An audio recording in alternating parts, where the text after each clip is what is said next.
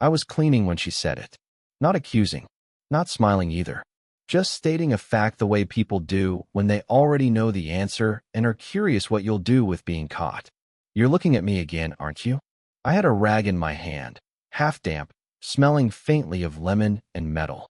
The counter in front of me was already clean. I'd been circling the same spot for longer than necessary, like if I rubbed hard enough, something else might come loose. I didn't answer right away. I never did with her. We worked in a small, family-run hotel that pretended it was bigger than it was. I handled maintenance, odd jobs, cleaning the things guests never thought about until they stopped working. She managed the front desk, bookings, complaints, everything that required calm, confidence, and a voice that didn't rise even when people were rude. She was in her mid-40s, maybe older. I only knew that because someone once guessed out loud, and she raised an eyebrow and said, "Older than you think. Younger than you're hoping." No apology in it. Just truth. That morning, she'd stepped into the back corridor where I was wiping down a shelf that held extra keys and a dying plant no one watered. The hallway light flickered, like it always did, casting her face in uneven brightness. One moment sharp, the next softer. She didn't rush to fix it. She never rushed. I finally looked at her, actually looked. She had her arms crossed, not defensively, more like she was holding herself together. A silk scarf hung loose around her neck, the color muted, intentional. Her hair was pinned up in a way that suggested effort without trying to impress anyone. I was zoning out, I said. It wasn't a lie. It just wasn't the whole thing. She tilted her head slightly, studying me like she was deciding whether to let it go. Her eyes didn't move much when she did that. It made you feel like you were the only thing in the room. Uh-huh, she said. A pause followed. Not uncomfortable. Just open. Like she was leaving space on purpose. She stepped closer, reaching past me to grab a clipboard from the shelf. Her sleeve brushed my wrist. Barely. It shouldn't have meant anything. It did. I felt it all the way up my arm, like my body was louder than my thoughts. "Did you eat?" she asked, flipping through papers. "Yeah," I said. Another almost truth. She hummed softly, unconvinced, then handed me the clipboard. Our fingers touched for a second too long. Neither of us pulled away fast enough to make it normal. There was a sound from the lobby, someone laughing, the bell dinging, but back there, it felt insulated. Too quiet. Like the building was listening. She leaned against the wall, watching me check off tasks I'd already done. "You always take the long way around things," she said. "Even simple ones." I shrugged. "I like to be thorough." Her mouth curved, not quite a smile. "Or careful." That word landed heavier than it should have. Careful. Like she saw something in me I hadn't said out loud. Like she knew I was measuring every step, every glance, afraid of crossing some invisible line neither of us had drawn. She pushed off the wall, straightening her scarf. "Try not to stare so hard next time," she said lightly. Then, softer, as she passed me, "People notice more than you think." After she left, I stood there longer than necessary, the rag limp in my hand, the counter spotless. I replayed her voice in my head, not the tease, but the way she'd said people, like she meant herself and wasn't sure how she felt about it yet. She'd asked me to help move a stack of old reservation boxes from the storage room to the office upstairs. Nothing heavy, nothing urgent. Still, she waited until the late afternoon lull, when the lobby thinned out and the phone stopped ringing for a few blessed minutes. The kind of timing you notice only after the fact.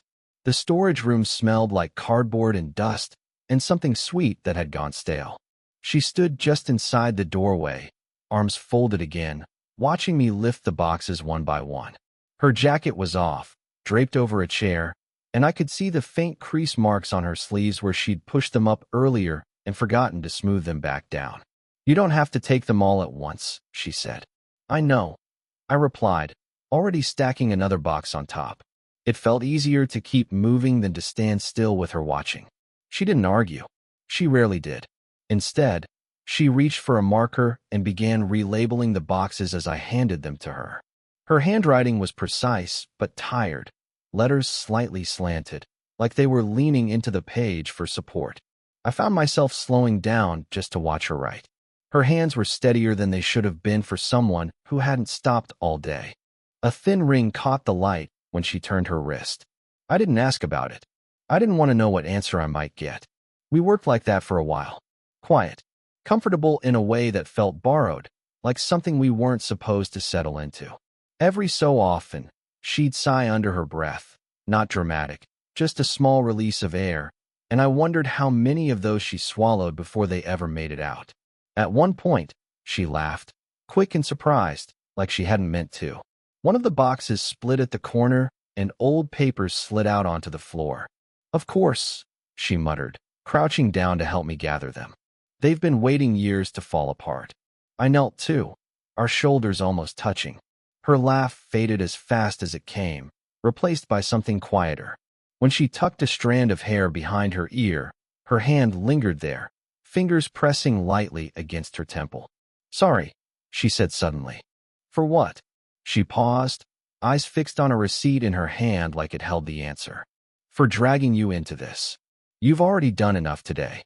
It wasn't the words that caught me. It was the way her voice dipped, like she wasn't talking about the boxes at all. "It's fine," I said. "Really?" She nodded, but didn't look convinced. When she finally met my eyes, there was a flicker there, fatigue, maybe, or the weight of being the one who always had to hold things together so no one else noticed the strain. "Sometimes," she said carefully, then stopped.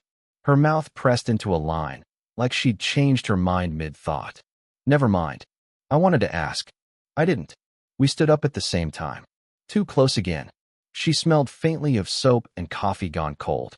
She stepped back first, smoothing her skirt, putting herself together piece by piece. "Thank you," she said, softer than before. As I carried the last box out, I felt it, the pull of something unspoken, hovering between us. Not a line crossed, just the quiet knowledge that we were both aware of it now, and pretending otherwise suddenly felt like the hardest part. The night it almost happened, the power went out. Not completely, just enough to dim the lights into that low, emergency glow that made everything feel provisional, like the building was holding its breath. A storm had rolled in faster than expected, rain tapping sharp and impatient against the windows, the kind that rattled loose thoughts you'd been keeping stacked neatly. She called maintenance, which meant me. By the time I got to the office, she was alone, sitting on the edge of the desk instead of behind it. Shoes kicked off, feet tucked under her chair like she'd forgotten anyone else might see her that way. The phone was face down beside her. She didn't look up right away. "Breaker's probably fine," I said, more to announce myself than anything. "I know," she replied. "I just didn't want to sit out there by myself." There it was. A small admission, said casually, like it didn't cost her anything. I checked the panel, flipped a switch. The lights hummed, but stayed low. Emergency mode. Good enough for now. When I turned back, she was watching me, not like before. This was quieter. "Tired. You can go if you want," she said. "It's late." I didn't move. Rain streaked the glass behind her, blurring the street lights into soft halos. The office smelled like paper and something warm. Tea, maybe. Her cardigan was draped over the back of the chair. She had her arms wrapped around herself again, but this time it looked less like control and more like comfort. "I don't mind," I said. She nodded, eyes dropping to her hands. They were fidgeting with the edge of a sticky note, folding it, unfolding it, over and over. "My ex called," she said suddenly. The words landed between us, heavy. She didn't look up when she said it, like she wasn't asking for a response, just stating weather. "Oh," I said. "Brilliant." "He does that when it rains," she went on. A humorless smile flickered, like I might still need saving. I leaned against the filing cabinet, keeping what felt like a deliberate distance. "Do you?" She glanced at me then, really looked. Her mouth opened, closed. A pause stretched, too long to be nothing. "No," she said finally. "I just forget that sometimes." Silence again. Not empty. Charged. I became acutely aware of how close we were. Not touching. Not even almost. But close enough that if one of us moved, it would mean something. Her phone buzzed. She ignored it. "You ever get the feeling," she said slowly, "that you're standing in the wrong place in your own life?" I swallowed. "Yeah." She let out a breath, like that was enough. Like she didn't need more from me. That somehow made it harder. She slid off the desk and walked toward the window, stopping beside me. Our shoulders brushed this time. Not accidental. She didn't pull away. Neither did I. I could feel the warmth of her through the thin space between us. Could see the faint pulse at her throat when she tilted her head back to look at the rain. For the record, she said, voice low, you're very good at pretending you don't notice things. I looked at her hands, at the ring, at the way her fingers curled, relaxed, curled again. So are you, I said. She laughed softly, then stopped. Her hand lifted, just slightly, hovered near my arm. The moment stretched, fragile and electric, like a wire under tension. She dropped her hand. The lights flickered again. Somewhere, a door slammed. And just like that, the spell broke. But the space where it almost happened stayed with me long after I left. After that night, silence stopped being neutral. It followed us through the hallways, sat between us at the desk, lingered in the way she handed me notes without looking up. We still spoke. About work. About schedules. About things that didn't matter. But everything else was louder now. The pauses, the glances that didn't finish, the way we both seemed to arrive somewhere and hesitate, like we weren't sure we were allowed inside anymore. It came to a head on a slow afternoon. No storm this time. Just heat pressing in through the windows, the air thick and unmoving. I was replacing a lock on one of the upstairs rooms when I heard her voice behind me. You didn't answer my message. I turned. She stood in the doorway, arms loose at her sides, no clipboard this time, no shield. I didn't know what to say, I said. She nodded once. Not surprised. That's what I thought. I finished tightening the screw, more carefully than necessary, then stood. We were alone. The hallway stretched empty in both directions. Somewhere, a TV murmured behind a closed door. This can't keep going like this, she said. My chest tightened. Like what? She looked at me for a long moment. Not searching, deciding. Like we're circling something and calling it work. The words hit harder than anything she'd said before. Because she was right. Because she said we. I leaned against the wall, suddenly aware of how young I must look standing there, hands shoved into my pockets like they were the only thing keeping me from doing something stupid. I don't want to make this weird, I said. Her mouth twitched. It's already weird. A beat. Another. I notice you, she said quietly. No teasing. No deflection. Just truth, placed carefully between us like glass. I held her gaze, my pulse loud in my ears. I know. She exhaled, slow and controlled, like she was bracing herself.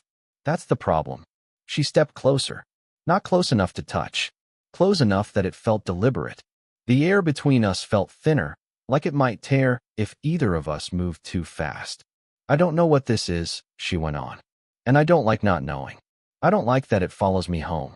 That I hear your footsteps when you're not there. I swallowed. There were 100 things I wanted to say.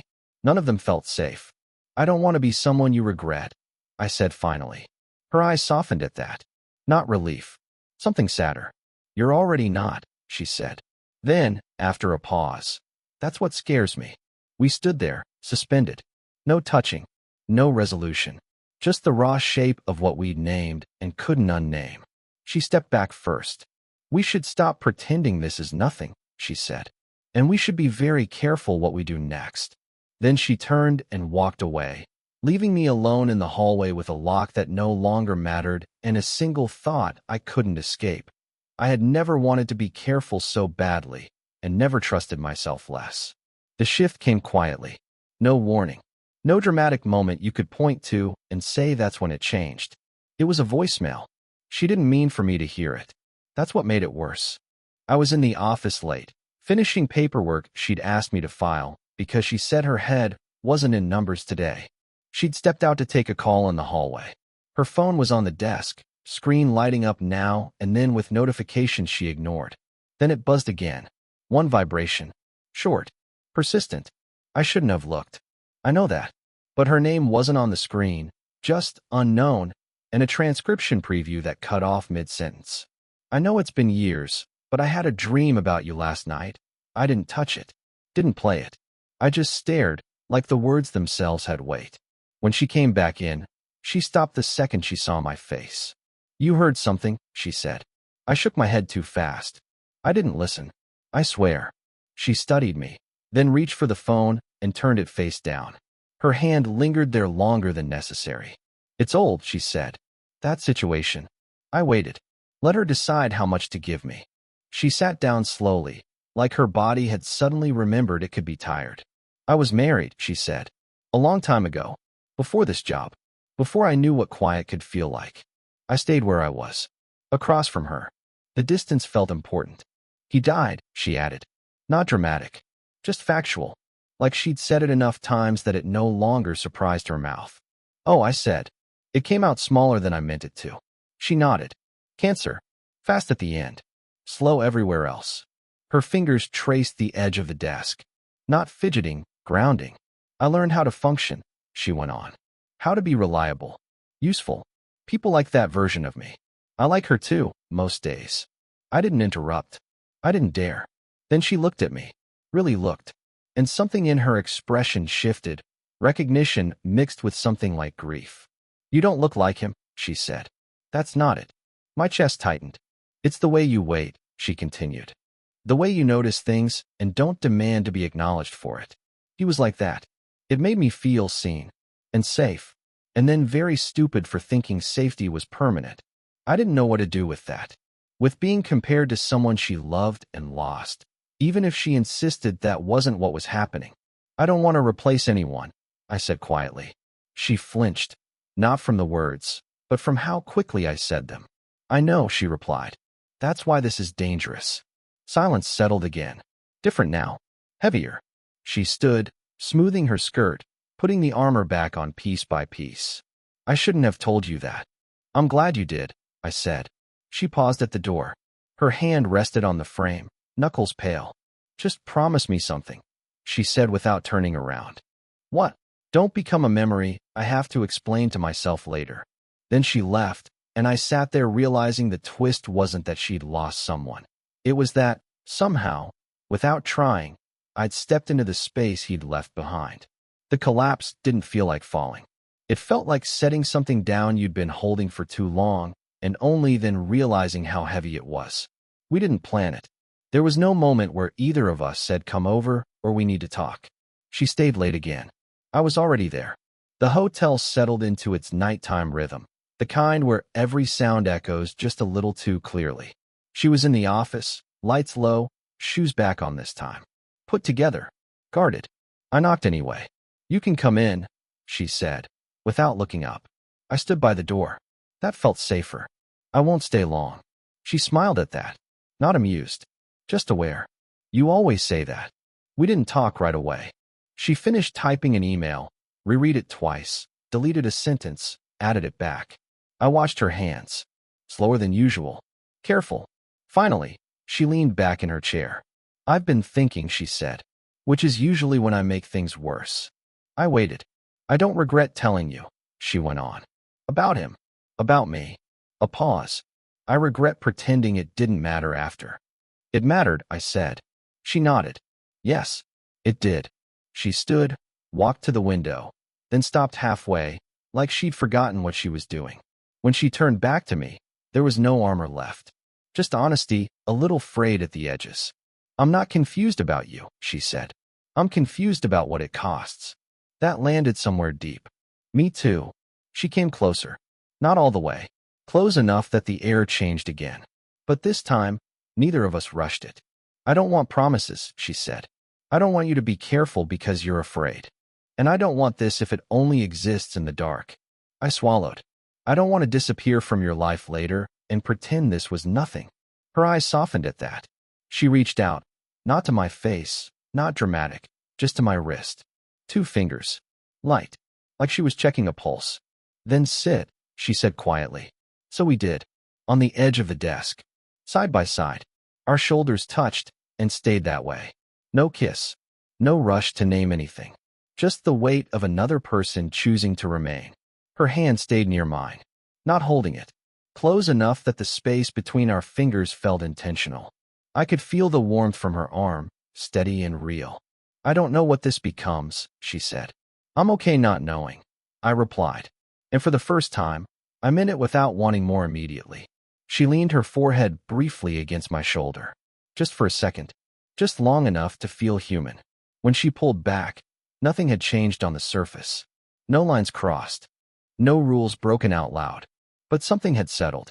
And as we sat there in shared silence, the hotel humming around us, I understood the truth we didn't say.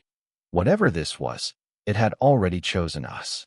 I'm telling this from a distance now, not far, just enough to see the shape of it without needing to touch every edge. Nothing dramatic happened after that night. No explosion, no secret unraveling. Life didn't pause to acknowledge what had shifted. The hotel kept running. Guests came and went. The lights flickered when it rained. Ordinary things continued, which somehow made what we shared feel more real, not less. What changed first was me. I stopped mistaking intensity for urgency. I learned that wanting someone doesn't mean reaching for them. Sometimes it means staying, paying attention, letting silence do its work instead of filling it with noise or fear. I became less impatient with unanswered questions. I learned that restraint isn't absence, it's a form of care. What changed in her was quieter. She didn't suddenly soften or become someone else. She stayed composed, capable, still the woman who knew how to hold a room together. But there were cracks she no longer rushed to seal. She let herself sit in moments instead of managing them away. She laughed more easily, not louder, just without bracing for what came next. And what changed between us wasn't romance in the way people expected. It was trust without ownership, proximity without entitlement, a connection that didn't demand to be explained to anyone else to be valid. We learned each other's rhythms, the days when silence was comfort, the ones when it meant something heavier. We learned when to step closer and when to give space without disappearing. I used to think love was about being chosen loudly, publicly, without ambiguity. Now I think it's about recognition, about two people noticing the same fragile thing and deciding not to break it, about showing up without guarantees, about understanding that timing doesn't owe you anything and still staying honest anyway. Some stories end with clarity. This one didn't. It ended with continuity, with shared mornings that felt earned, with conversations that didn't rush toward conclusions, with the understanding that not every connection is meant to be simple, but some are meant to be real. I don't know how long it lasted in the way people usually ask that question. I just know it mattered in the way that changes how you move through the world afterward. Even now, I catch myself noticing people differently, slowing down, letting moments breathe. Because once you've been seen like that, quietly, without demand, you don't forget it. And you don't want to fake it ever again. If this story made you feel something, let me know in the comments. Would you want more stories like this?